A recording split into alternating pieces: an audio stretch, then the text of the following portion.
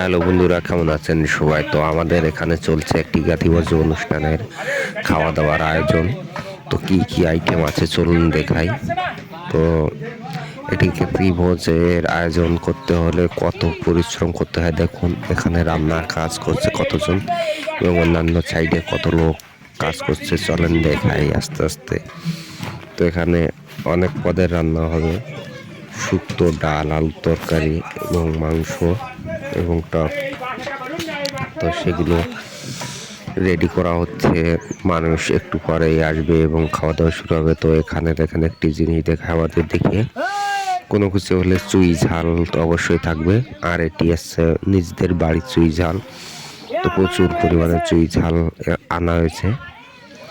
আর এখানে কাটা চলছে আমাদের সেই শুকরের মাংস।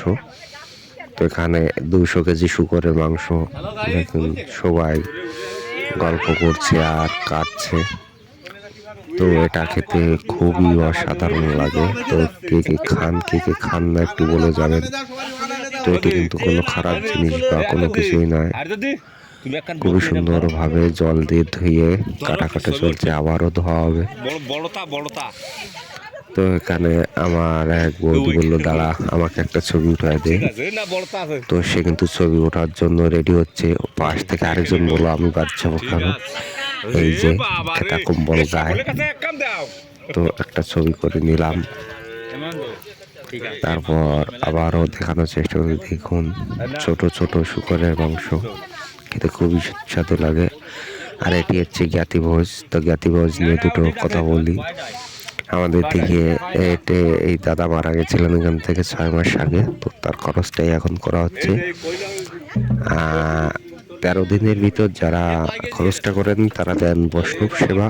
আর 13 দিনের পরে যদি কেউ করে, তো সেখানে আমিষ থাকে, তো মাংস থাকে, মাছ থাকে, যে যে রকম পারে।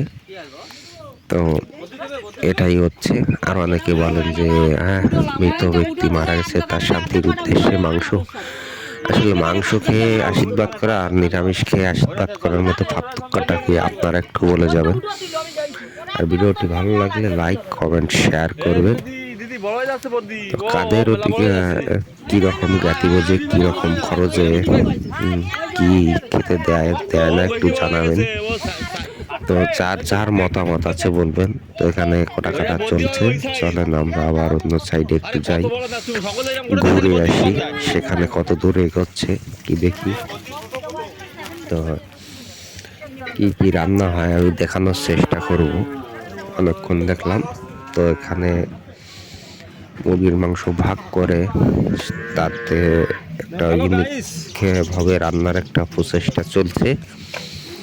এখানে মাছের মাথা ভাজি, এখানে আলু কুচি, ওখানে এই সাইডে আবার দুটো ভাগে নামানো হয়েছে। এটা হচ্ছে শুক্তো, চিংড়ি মাছ দেওয়া।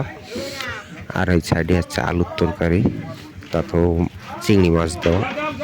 এখানে রান্না করছেন দেখুন, আমার এক জেঠাবাবু আছে, এক দাদা আছে, এক জামাই। আর আমাদের রাঁধুনি হচ্ছে আমাদের এই যে কাকা, তিনি মাল মশলা কিন্তু দিচ্ছেন। তার রান্নার হাত খুবই ভালো এবং অনেক জায়গায় সুনাম আছে, খুবই সুন্দর রান্না করেন। যারা ভিডিওটি দেখলেন সবাইকে ধন্যবাদ। ভালো লাগলে লাইক, কমেন্ট, শেয়ার করবে। তো আবারও দেখা হবে কোনো এক ভিডিওয়ে। তো ভালো থাকবেন, সুস্থ থাকবেন, ধন্যবাদ সবাইকে।